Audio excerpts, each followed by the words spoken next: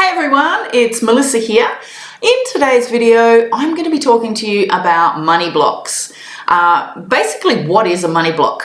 But first, I would love you to subscribe to my channel so that you can keep up to date with any new content that I'm putting up, and also pop down and give this video a like for me. So, today's topic. If I was to say to you, what's a money block? What would your answer be? Do you even really understand what a money block is? Well, stay tuned because we are going to find out exactly what a money block is and how your brain thinks right at present in regard to your money blocks and where it's actually holding you back, not only in your life but also in your business and in increasing your wealth and your income. So, what is a money block? It's a series of thoughts. It's the way that your mind thinks about money and reacts to money. And it's also feelings that can get in the way of actually accomplishing your financial success in life. So it could be in relation to getting out of debt, your savings or lack of savings. It could be about increasing your income, especially if you're running a business like me, or even affording the lifestyle that you absolutely desire. So to break down what a money block is, it's quite an entangled web of many things. So, for example, money blocks can be made up of probably the biggest one, resistance to change. And underneath that resistance to change is fear. Fear sits underneath many different emotions and beliefs and behaviours that we actually have in life, not only towards money. But it also entwines into your fear of failure, but also your fear of being successful. So you can also have feelings of rejection, like if I get wealthy, other people might not like it or they might not like me. Also going into areas of feeling abandoned, blaming yourself, blaming others, feeling guilty because you've got what others don't have. You may have, done that a lot easier than other people, and you see other people working hard and you've just, breezed on in. Control is a big one. Self-doubt. I mean, we all have self-doubt, let's face it, Not being clear on your own values is another one. But, in the big picture, self-sabotage. And underneath the self-sabotage is fear. And it's about scarcity and losing it all, or that fear of never actually having enough. And being afraid to actually sort of make it on your own way in the world, especially if you're running a business and everyone around you is just working a 9-to-5 or, running a small business or whatever, but you're working online and it's a totally whole different ballgame in a different world, and you feel like an alien compared to what everyone else is doing, and they don't understand what you're doing. And they don't understand your goals and what you actually want to achieve. And they may not even understand why you want to be wealthy, why you want to increase your income to 6 figures. You can also have a fear of, it's like your financial illusion. Like if you're setting yourself a massive goal of, say, 6 figures, you can be so fearful of that, you sabotage yourself and hold yourself back. Also being open to actually receiving the abundance. Now, that was a big one for me for a very, very long time, and I had to sort of do some clearing on that to really be accepting of not only receiving money into my life, but receiving help when I needed it. I was not good at asking for help.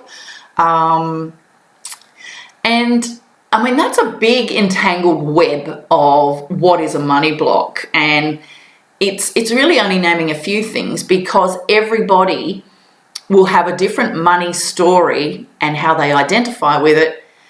They'll have same sort of sabotages, but in a different way, and it can show up as different types of money blocks. And some of them may seem the most ridiculous, weird ass sort of things that you just, you think, why on earth would I be feeling that? Why am I thinking that? Why am I believing that? But it is what it is. Our fears and our money blocks are there. And what we're going to be doing in the next few videos is talking about more on money blocks, how they affect us, where they affect us in our life and business. We're going to be looking at how to identify your money story. We're going to be doing some more work on uncovering your sabotages and some different exercises on how to actually clear out some of your money blocks to open up for that abundance and that receiving of prosperity. So if you're subscribed to my channel, you'll learn a lot more about these topics in the coming videos. Now, I'll give you an example of a money block, and I think we've probably all been here, and how it actually became to be. So, do you remember back in childhood, did you ever ask your parents for that latest, popular U-Butte toy, and their reply was, "I'm not made of money"? I want you to have a think about that statement and have a think about seeing that fancy new toy being advertised on television and seeing the joy of those children playing with it. And then think about, how did that make you feel? And where did you feel it in your body? Did it have a particular voice, a particular smell, a particular thought, or a particular feeling? Just have a little think about that. And then the next day you go off to school and Sally has brought in that exact new fancy toy that you so desperately want. And she brings it in for show and tell. So I want you to think about that. When you saw that Sally's parents had actually gone out and bought the toy for her, and in the back of your mind, it's like your parents are saying, "I'm not made of money." Have a real feel into that. You can even speak out your emotions when you think about that scenario. Did you have sadness, anger, annoyance? Did you feel rejected? Many different things that you could be feeling. And have a think about, did you speak or act out those emotions? So did you get so sad that you just, burst into tears? Did you get really, really angry and you punched something? Hopefully not your siblings. Or did you retreat and sort of go back into yourself and hide your disappointment so that you didn't make your parents feel really bad because they weren't able to actually afford it?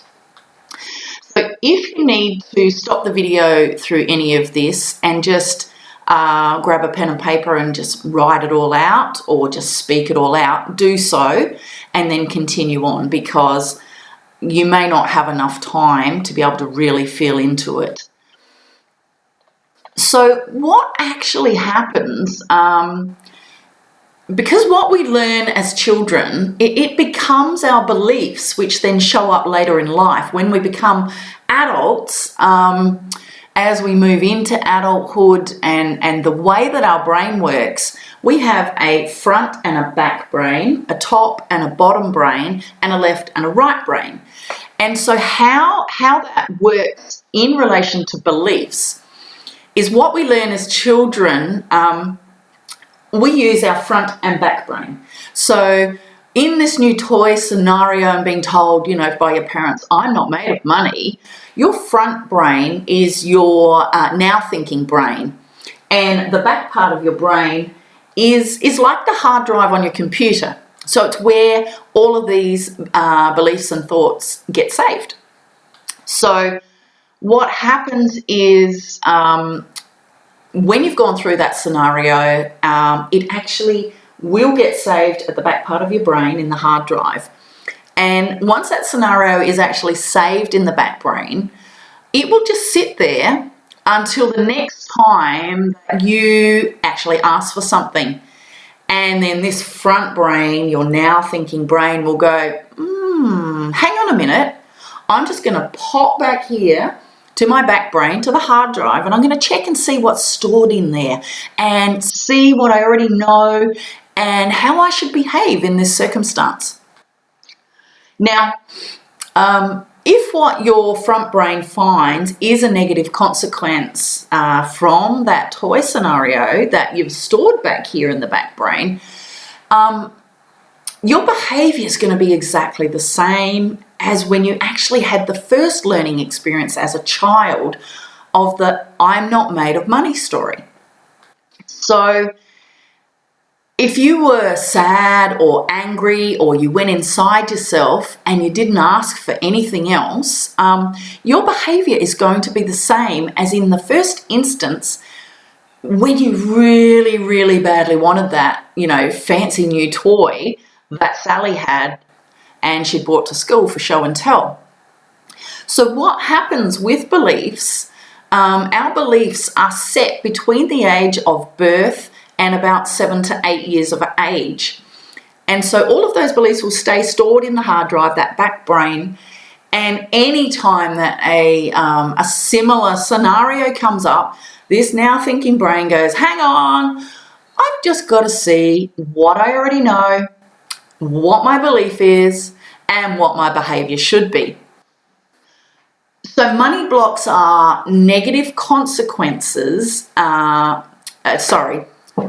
money blocks are negative subconscious beliefs about money, and it limits you from actually achieving what you consciously desire. Now, this is the way your brain keeps you safe and inside that comfort zone. And it's why you struggle so much into actually receiving the money into your life. So, how do you tell for sure if you have money blocks? It's when you have a feeling that you're doing everything right, but you don't feel like you're advancing, you're getting nowhere. So you have the knowledge that you want and need, but you just aren't getting the results. Now, another sign that you can be dealing with a faulty belief system is you know what you should be doing, and especially in your business, you've got that desire and that need and motivation and the know-how, and you've got all your strategies, all your systems in place, but you keep sabotaging your own success. And no matter what you do, you just can't achieve those money goals that you're setting for yourself. Now, I want you to grab a piece of paper and a pen and do this quick exercise and do a brain dump of all the money-related sayings that you can remember from your childhood. Now, everyone's going to be different as to how many they end up with, and this could be a piece of paper you keep on your desk and you go back to over the next few days, and you can keep adding to it, because when you're just doing a brain dump, you'll get the first most sort of common ones that are sitting in there, but sometimes you'll be, off washing the dishes and having a little think, and then all of a sudden something else will just pop into your brain. So just keep adding to it over the next few days and have a look at what you actually come up with. So I like to keep the list as well for future videos when we're doing other exercises, because it's really interesting to actually look back and see where you started and see what showed up. And as we go through the different videos and learning more techniques about how to clear some of these money blocks, it's really interesting to see. And sometimes you can clear one money block, but it'll undo some layers, and say the next two money stories that you've written down may start to clear because of the consequence of clearing, your priority money block. So it's very, very interesting to look back on. So examples of this are, I'm not made of money. Money doesn't grow on trees. You have to work hard for your money, and so on. So see how many you can actually come up with. I think you'll be very, very surprised. So don't forget, you can pause the video and sit down and write these things down and then come back to the rest of the video. And let me know in the comments below what you actually come up with. When I originally did this exercise, I think I came up with about 20 different negative statements about money. So I'm really not surprised that I never really had a good relationship with money while I was growing up. So see how you go. As I said, leave it for a few days, add to it as you go, but hold on to that piece of paper and even put your name and money blocks and the date on it. And then in future weeks, we can look back at those things and just see how far you can actually advance. Now, in the next video, I'm going to be talking about how to actually identify your money story. So subscribe to my channel, give my video a like, and thanks for watching.